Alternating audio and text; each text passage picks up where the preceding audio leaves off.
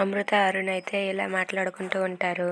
ఏంటండి మనం ఎంత మందులు వాడుతున్నా సరే బంటి మళ్ళీ రికవరీ అవ్వటం లేదు. బంటి రికవరీ అవ్వాలంటే మనం ఒక్కసారి డాక్టర్ని వెళ్ళి కలుద్దామండి. ఆ టాబ్లెట్స్ అసలు మంచివా కాదా వెళ్ళి కనుక్కుందామని చెప్పి అమృత, అరుణ్ ఇద్దరు కూడా అనుకుంటారా. అవునండి, సరే వదిన వాళ్ళు ఎలాగో లేరు, ఇప్పుడే వెళ్దామని చెప్పి బంటిని తీసుకొని వెళ్ళడానికి బయటకు వస్తారు. ఇక బంటిని బయటకు తీసుకొని వచ్చాక వాళ్ళైతే బంటిని కారు ఎక్కించుతూ ఉండగా ఇంతలో అరుణ్ వాళ్ళ అక్క వాళ్ళైతే వస్తారు. అది చూసి ఏంట్రా తమ్ముడు, ఏంటి నా కొడుకుని ఎక్కడికి తీసుకెళ్తున్నావు, మాకు తెలియకుండా ఎక్కడ తీసుకెళ్తున్నావు అని చెప్పి అడుగుతూ ఉంటుంది.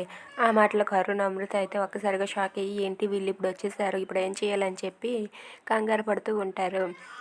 ఇక అడుగుతూ ఉంటే ఏంట్రా సమాధానం చెప్పవు, చెప్పురా అని చెప్పి అడుగుతూ ఉంటుంది. అయినా సరే అరుణ్ అయితే అలా మౌనంగా నిలబడి చూస్తూ ఉంటాడు. ఏంటి అమృత, ఎక్కడికి తీసుకుని వెళ్తున్నారు నా కొడుకుని అని చెప్పి అడుగుతుంది. ఆ మాటలకి అమృత కూడా ఏం సమాధానం చెప్పాలో తెలియక అలా మౌనంగా చూస్తూ ఉండిపోతుంది. If you like this video please like, share and subscribe. Thanks for watching.